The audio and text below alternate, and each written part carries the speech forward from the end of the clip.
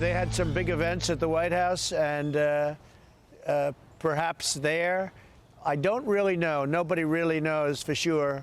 Numerous people have contracted it, but that's one thing you learn. This is a contagious disease, and generally you get better from it, but we also now have medicines that will help a lot.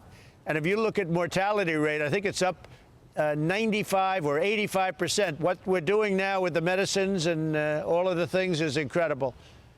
But, you know, especially younger people, you look, I wish they'd open schools. I hope they open schools. Some of the states are closed, and the cure is worse than the problem itself in many cases. It's a terrible thing.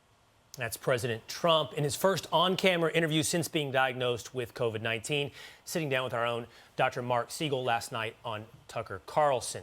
Let's bring in Alyssa Farah. She's White House Communications Director, joining us now this morning. Good morning, Alyssa. So the president has a bit of a busy schedule starting to pick up. You have an event today at the White House, have a rally in Florida on Monday. One of the things he talked about with Dr. Siegel was his energy level last weekend, how he knew he wasn't feeling well because he wasn't his usual energetic self. Where is he today?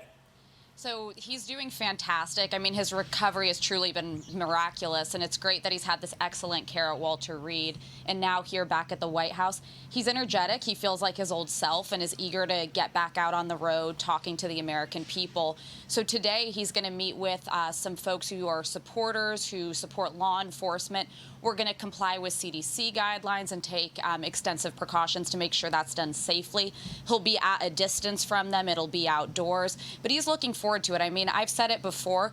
This man has done more while having COVID and battling it than his opponent has even when he's perfectly healthy. You know, you can't keep President Trump down.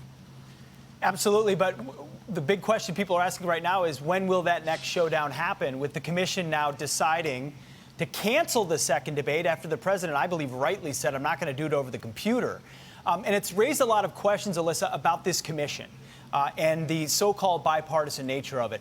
Bob Dole, who doesn't chime in often and isn't, you know, a partisan bomb thrower these days, tweeted something that has opened a lot of people's eyes. Here's a part of what Bob Dole tweeted. He said, the Commission on Presidential Debates is supposedly bipartisan with an equal number of Republicans and Democrats. I know all of the Republicans, and most are friends of mine. I'm concerned that none of them, none, support President Donald Trump. A biased debate commission is unfair. And all morning long, we've been going through the names of people on the commission, Democrats who are Democrats, and then Republicans who are never Trumpers. Do you feel like you're getting a fair shake from the commission, and what's your next move? Absolutely not. And this is an issue that we raised. As you all know, negotiations for these debates go on for months prior, and then to kind of blindside the campaign by announcing that they were going to move to virtual without consulting was very surprising. But listen, the president is eager to get in front of the American people side to side with Joe Biden and make the case for his record and how it just stacks up much better for the American people. So we're going to look for another opportunity to do that. That's something that the public deserves. I mean, this has been a truly remarkable election season in that there are basic policy questions we don't have answers to from the Democrat nominee. So we're going to push to do something, and whether it's through the debate commission or other avenues, you can rest assured the American people will hear from Donald Trump. Alyssa, we want to get your take on something that Nancy Pelosi has been talking about this week. She's been talking about the 25th Amendment and a bill to potentially remove presidents for incapacity. She's saying it's not about President Trump. What's your take? What is this really about? Honestly, it just seems like a mere act of desperation. I mean, first they had the Mueller report, then they had impeachment, which ultimately failed in the Senate, and now they're looking for another avenue to potentially remove the president who is elected by the American people. It honestly just comes off as sheer desperation, and I think to the American people, they see that. They see that no matter what, you have a Democrat Speaker of the House who continues at every turn to stonewall the president's agenda and to really just keep him from leading our country.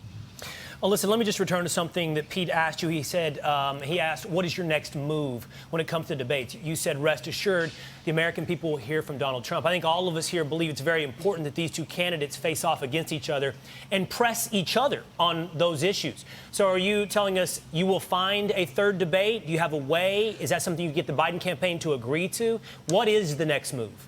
I don't speak for the campaign, but I know it's the president's position that he wants to get on stage with Joe Biden again. He wants to do it in person, and he wants to answer tough questions for the American people. So I'm sure that we're going to push to do that. Whether the Biden campaign agrees to is another question. I mean, I would just note that earlier this week, Mike Pence gave a remarkable debate performance, handedly defeated Senator Kamala Harris, and that just escaped from the front pages and news coverage quicker than anything I've ever seen before.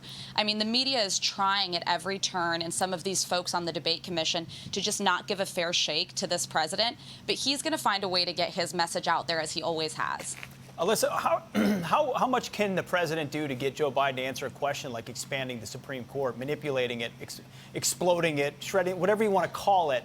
He goes in front of reporters and says, if I answered it, it would be the headline, which is an answer in and of itself. But can a candidate get away with effectively a month's worth of not asking a question central to our republic?